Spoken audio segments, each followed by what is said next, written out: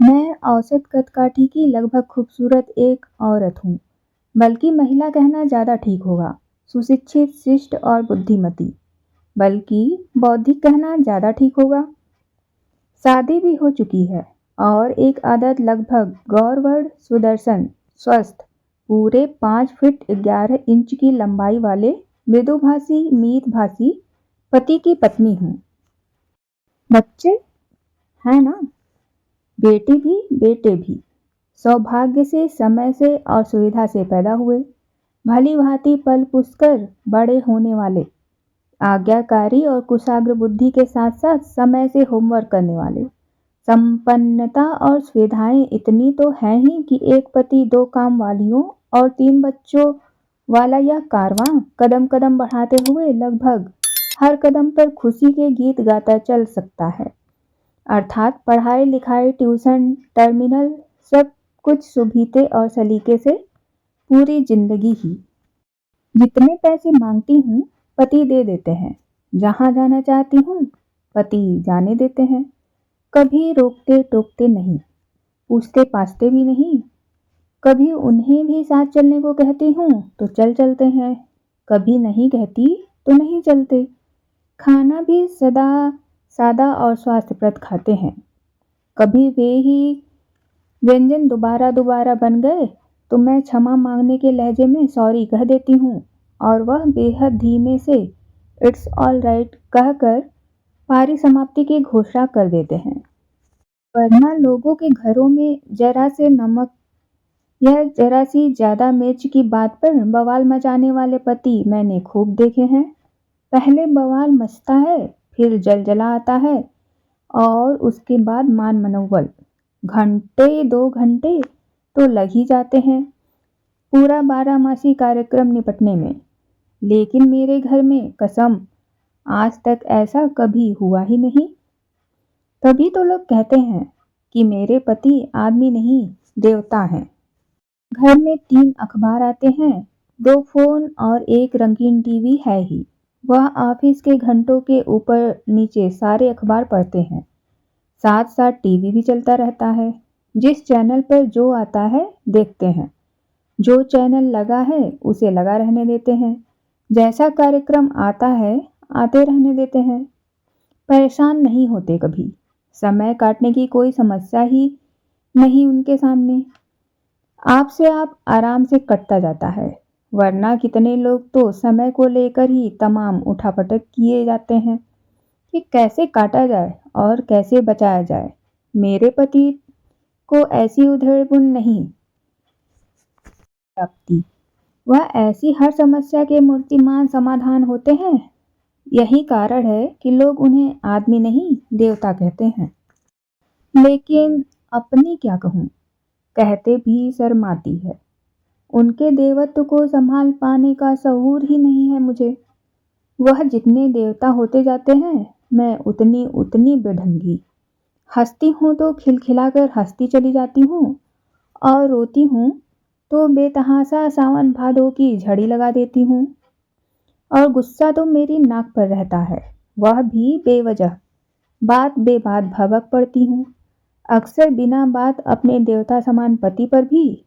अच्छी तरह जानती हूँ गलती सरासर मेरी ही होती है, फिर भी वह शांत भाव से बिना यह जाने सुने और समझे कि मैं किस बात पर भभकी हूँ, कभी इट्स ओके कह देते हैं तो कभी सॉरी। पड़ोसियों का कहना है कि आज तक कभी उनकी आवाज तक नहीं सुनाई दी। बात सच है, जब घर की घर में नहीं सुनाई दी तो बाहर तक कैसे जाएगी। मान लीजिए छुट्टी के दिन वह बाहर निकलते दिखे तो मुझसे रहा नहीं जाता। बरबस पूछ बैठती हूँ, कहीं जा रहे हैं क्या? हाँ। कहाँ? बाहर। बाहर कहाँ? एक किसी से मिलने। किससे? तुम उन्हें नहीं जानती। अच्छा, कब तक लौटेंगे? जल्दी भी आ सकता हूँ, देर भी लग सकती है। वही तो मैंने पहले ही बताया ना, मृदुभाषी, मीतभाषी। बताइए, इसमें जरा भी कोई बौखलाने वाली बात हो सकती है? नहीं ना, तो मैं भी तो तकरार पर उतारू हो जाती हूँ। उनकी सारी सदा सहता ताक पर रखकर रार ठान लेती हूँ। एक बार तो मैं सीधे शिकायत पर उतर आई। आप तो मुझसे कभी बात ही नहीं करते, सारा समय अखबार, टीवी, कंप्यूटर, फोन।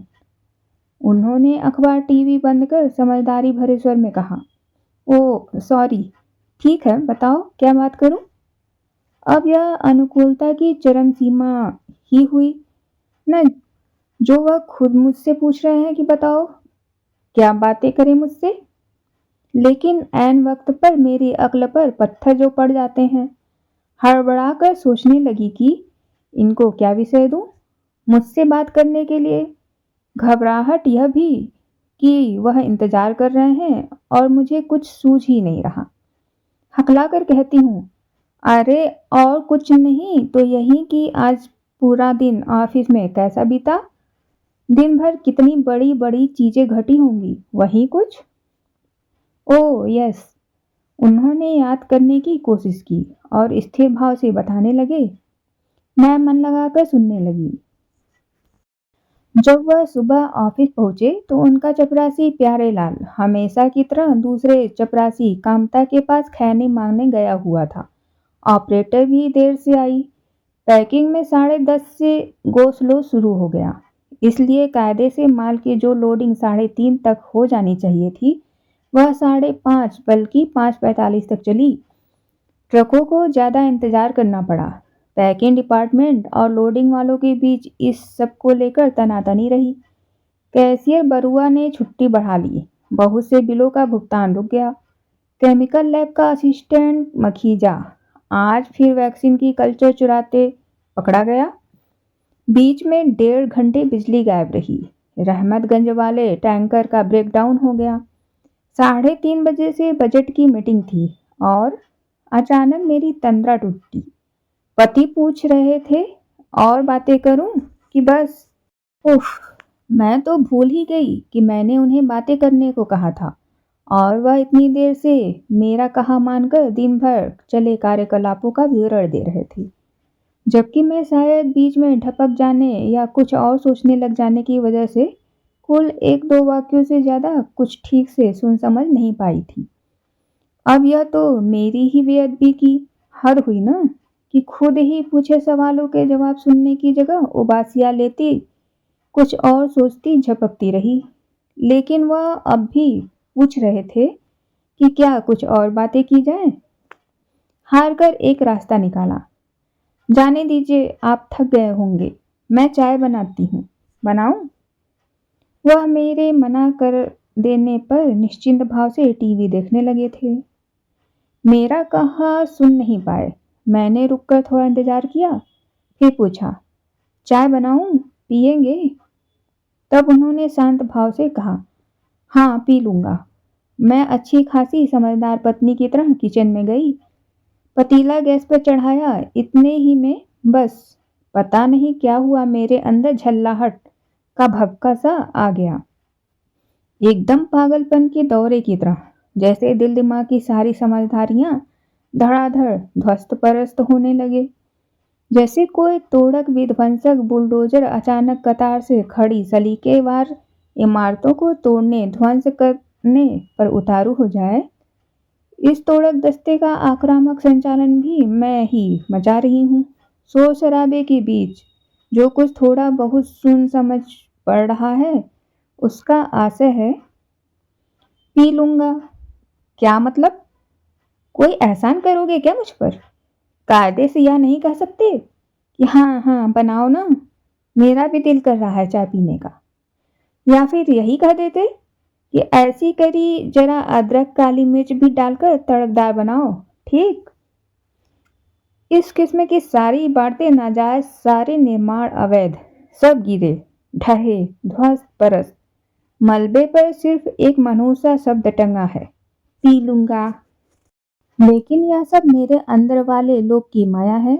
बाहर तो गैस पर चाय का पानी खौल रहा है और ट्रे में बदस्तूर शुगर पॉट और मिल्क पॉट के साथ चाय की प्यालियां सजी हैं। अचानक फिर से मुझे जाने क्या होने लगता है। चाय का पानी मेरे अंदर खौलने लगता है। बर्नर की लपटें तेज और लपलपाने लगती हैं। यहाँ वहाँ सब कुछ दहकने तपने लगता है। दिल दिमाग बेकाबू, एक वैसी उत्तेजना की चपेट में। और अचानक मैं खुद को रोकते न रोकते चाय की पत्ती और कुटी अदरक के संग पूरे चम्मच भर काली मिर्च की बुकनी खौलते पानी में डाल देती हूँ।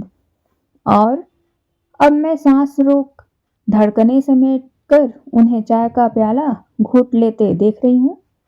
अब बोले, बस अब। उफ, मैं ज्यादा इंतजार नहीं कर पाती। क्यों? क्या हुआ? मैं लगभग बेसब्र होकर पूछ बैठती हूँ।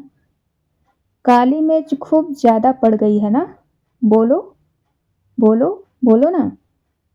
हाँ। तो मैं धड़कने रोक कर पूछती हूँ। It's all right. क्या? मुझे अपने कानों पर विश्वास नहीं होता। मेरा मौन वहसियाना होता है। बात बात पर कैसे नहीं, साफ साफ क्यों नहीं कहते कि काली मिर्च झुकी हुई है चाय में। चाय चटपटी नहीं बल्कि मिर्च का शोरबा है। और यह शोरबा मैंने बनाया है, जान। क्या? मुझे अपने कानों पर विश्वास नहीं होता। मेरा मौन वहसियाना होता है। बात बात कैसे नहीं, साफ साफ क्यों नहीं कहते कि काली मिर्च झुकी हुई है चाय में। चाय चरपरी नहीं बल्कि मिर्च का शोरबा है। और यह शोरबा मैंने बनाया है जानबूझकर, जिससे इस घर में बिछी बर्फ की सिल्लियां चकनाचूर हों। बर्फ पिघले तो पानी बहे, पानी बहे और हवा हिलकोरे, तूफानी ही सही। हवा, पानी, बर्फ और तूफान, बादल और बिजली, सब कुछ एक साथ। बहुत हो गई देवताई। थोड़ा ही सही हैवानियत पर भी उतारा जाए। यह अष्टधातु की साँचों में ढली मूरत चिटके और हाड़ मांस के एक साबुत आदमी से साबका तो पड़े। लेकिन मैं इंतजार करती रही। कोई तूफान नहीं आया, कोई बिजली नहीं कड़की, न बादल बारिश हो। ग्लानि से भरी मैं चुपचाप उठी। मैंने अपने आप को कहते हुए सुना, सॉरी, मुझसे काली मिर्च की बुकनी ज्यादा पड़ गई, दूसरी बनाकर लाती हूँ। और ट्रे उठाकर चल दी। आपको अपनी आंखों पर विश्वास नहीं आता ना? मैं खुद हकबकी हैरान सी देखती। मेरे देवता समान पति और मैं शांति से साथ साथ चाय पी रहे हैं। पी लूंगा। क्या मतलब? कोई एहसान करोगे क्या मुझ पर? कायदे से यह नहीं कह सकते थे कि हाँ हाँ बनाओ ना। अभी आप सुन रहे थे सूर्यबाला जी की लिखी हुई कहानी एक स्त्री के कारनामे। धन्यवाद।